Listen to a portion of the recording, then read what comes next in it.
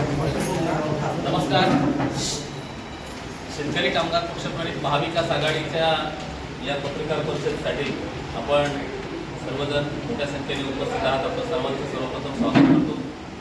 या पत्रकार परिषदेचा उद्देश आहे पनवेलमध्ये जे पाणी संकट आहे किती गहरा झालेला आहे, किती डीप झालेला आहे. आता परवा 24 तास किंवा इतर स्टेट लेवलच्या चॅनलला आपण बघितलं की आमची पालिकेमध्ये 29 गावं आहेत, गोवासारखी गावं आहेत, पेठसारखी गावं आहेत, तिथं भीषण पाणी टंचाई आहे.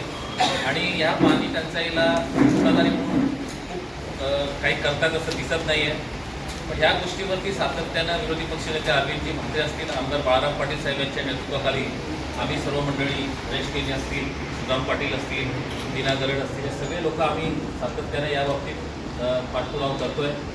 आम्ही या बाबतीत नवी मुंबईचे कमिशनर, नवी मुंबईचे महापौर, नवी मुंबईचे विरोधी पक्षनेते, त्यामुळे आपल्या सर्व पदाधिकारी, इथले जे प्रशासन आहे, या सगळ्यांना कल्पना दिलेली आहे की नवी मुंबईमध्ये खरं तर एक्सेस पाणी आहे आणि नवी मुंबईचं एक्सेस पाणी 1 महिन्यासाठी तरी आम्हाला पनवेलला मिळू द्या आणि जेणेकरून पनवेलची तहान भागेल अशा प्रकारचा एक विनंती नावी मंडळींनी सातत्याने या ठिकाणी प्रत्येक स्टेजला केली. परंतु आजपर्यंत त्यांच्याकडनं कुठलंही ठोस असं आश्वासन आलेलं नाही आहे. आणि त्याच्यामुळे येत्या 17 तारखेला पनवेल महाविकास आघाडीच्या वतीनं आम्ही कामोठा येथे जी नवी मुंबईची मोठा डॅमवरून आलेली लाईन आहे, ते लाईनचा जो वॉल आहे तो बंद करणार, अडथळा झाला तर ती लाईन तोडणार, अशा प्रकारची कठोर भूमिका आम्ही पनवेलचे विरोधी पक्षनेते म्हणून घेतलेली अरविंद म्हात्रे यांच्या नेतृत्वाखाली. या पत्रकार परिषदेची आपण मोठ्या संख्येने हजरात किंवा आपलं सर्वांचं स्वागत करतो. आपल्याला प्रेस नोट प्राप्त झालेली आहे, त्यानुसार आपण अरविंद म्हात्रे साहेब बोलतील आणि नंतर आपण त्या प्रश्न विचारू. आपण सर्वांचं पुन्हा एकदा स्वागत. नमस्कार. सर्व पत्रकार बंधूंना, आज आपण पाहत असाल पनवेल महानगरपालिका आणि महानगरपालिकेच्या परिसरामध्ये प्रचंड पाण्याची तुटवडा असल्या कारणाने आज पाण्यासाठी आपल्याला वणवण घ्यावा लागतो अशी परिस्थिती पनवेलमध्ये झाली.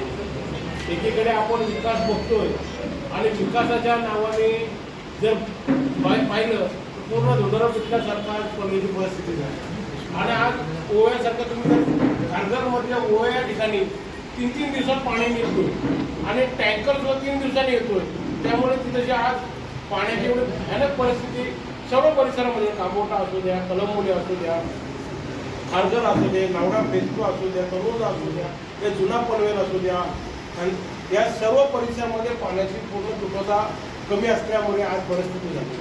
त्याच्यासाठी आम्ही पूर्ण राज्याचे मुख्यमंत्री देवेंद्र फडणवीस साहेब, उपमुख्यमंत्री किंवा कोकण आयुक्त, जिल्हा अधिकारी, नवी मुंबईचे आयुक्त, पनवेल महानगरपालिकेचे आयुक्त, ज्या DCP, CP, या सर्व जणांना आम्ही पत्र देऊन केलेले आहे.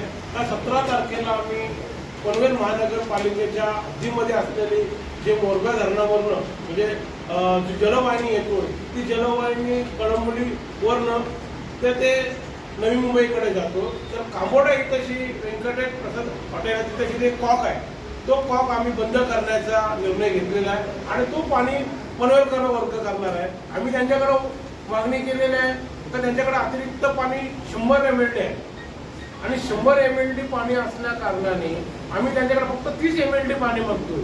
आणि 30 MLD हा काय आम्ही जूनच्या आम्हाला 30 तारखेपर्यंत पाणीचा पुरवठा दिला तर आपल्याला माहिती आहे निसर्गाचं पाणी पडणार आहे. आणि त्यांच्या आयुक्तांनी 2 दिवसापूर्वी स्टेटमेंट दिलेले आहे की आमच्याकडे 85 दिवस पुढे एवढं पाणी आहे. म्हणजे पाणीचा अतिरिक्त पाणी असून सुद्धा त्यांच्याकडे मोठ्या प्रमाणात आहे.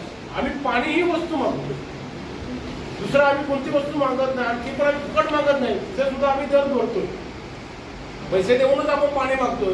आणि नवी मुंबई महानगरपालिका जो पाणी न देण्याचा निर्णय केला, चुकीची भूमिका आहे त्यांची.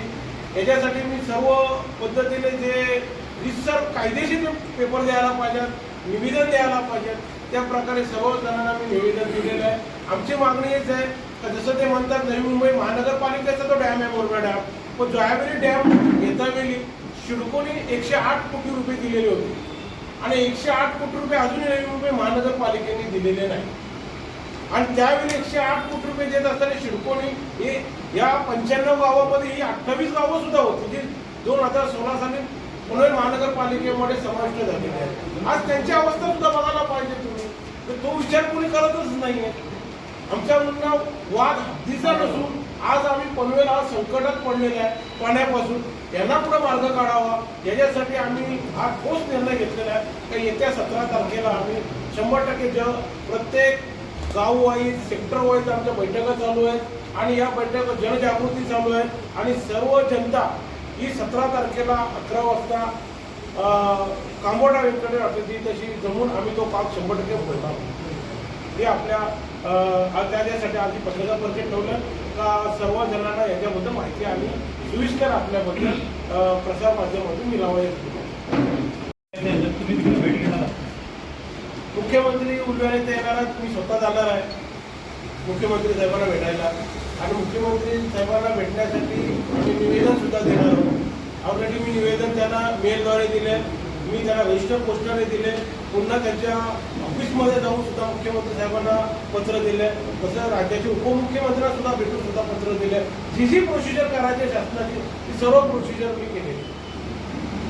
मोरब्याची जी लाईन आहे ती पनवेल तालुक्यातून गेलेली आहे. काही ग्रामपंचायतींना पाण्याचा पुरवठा केला जातो आणि आपण मध्यंतरी इशारा दिला की जर पाणी दिलं नाही तर पाईपलाईन फोडण्यात येतील. तर असं काय करण्याचा इरादा आहे का? नाही, आम्ही तुम्हाला स्पष्ट सांगितले 17 तारखेला आम्ही तेच निवेदन आहोत. आम्हाला पनवेलच्या नागरिकांना घसा कोरडा ठेवून राखायचा नाही. इथे आम्हाला लोकप्रतिनिधी म्हणून पनवेलच्या नागरिकांनी निवडून दिलेले आहे आणि पनवेलच्या नागरिकाचा विरोधी पक्ष नेता या नात्याने माझी एक जबाबदारी आहे की माझ्या नागरिकांना कधी कोरडा घसा ठेवू नये म्हणून मी माझ्या नागरिकांसाठी हा विचार करणारा सगळ्या बघतो. काढू नये यासाठी का तुमच्यावर शासनाला दबाव येणार आलाय का येणार नाही? अजूनपर्यंत काय आमच्याकडे दबाव आला नाही. स्वतः कलेक्टर साहेब बोलले 2 दिवसापूर्वी रायगड जिल्हा कलेक्टर जावडे साहेबांकडे भेटायला गेलो होतो, त्यांना निवेदन दिलं. त्यावेळी ते बोलले का असं डायरेक्ट तुम्ही टोकाची भूमिका घेऊ नका. आम्ही म्हटलं शेवटी टोकाची भूमिका नाही घेतली तर आम्हालाही जमणार नाही. आलं लक्षात ना? त्याच्यामुळे बैठक लावण्यासाठी मी पहिलं निवेदन द्यायला सांगतो, तुमचे बैठक घ्यायला सांगतो, पण अजून आम्हाला मेसेज असं कुठलं आलं नाही. त्यामुळे आम्ही आमच्या भूमिकेला तयार आहोत. सर, तुम्ही नवी मुंबई आयुक्तांची भेट घेतलेली आहे का स्वतः जाऊन मी नवी मुंबई महानगरपालिकेच्या आयुक्तांना भेटायला 3 वेळा गेलो होतो. नवी मुंबईच्या महानगरपालिकेचे आयुक्त मला भेटलेला आहे. मी स्वतः त्याच्या कार्यालयात जाऊन पत्र दिलेलं आहे. त्यावेळी तिथल्या महापौर नवी मुंबई महानगरपालिकेचे त्यांची भेट झाली, त्यामुळं विरोधी पक्ष नेत्याची माझी भेट झाली आणि नवी मुंबई महानगरपालिकेचे महापौर ताई आहेत आमच्या, त्या 2 दिवसापूर्वी मला भेटल्या. त्यांना मी सांगितलं की तुम्हाला निवेदन दिलेलं आहे. ते बोलले मला निवेदन मिळालं, परंतु तुम्ही आमचे जे नेते आहेत गणेशजी नाईक साहेब आहेत त्यांच्याशी एकदा चर्चा करा. तुम्ही बोलले तुम्ही आज गणेशजी नाईक साहेबांना भेटायला जाणार होतो, पण आज कॅबिनेट मिटिंग असल्या कारणाने त्यांची माझी सकाळी भेट झाली नाही. त्याच्यामुळे त्यांना सुद्धा भेटून मी विनंती करतो.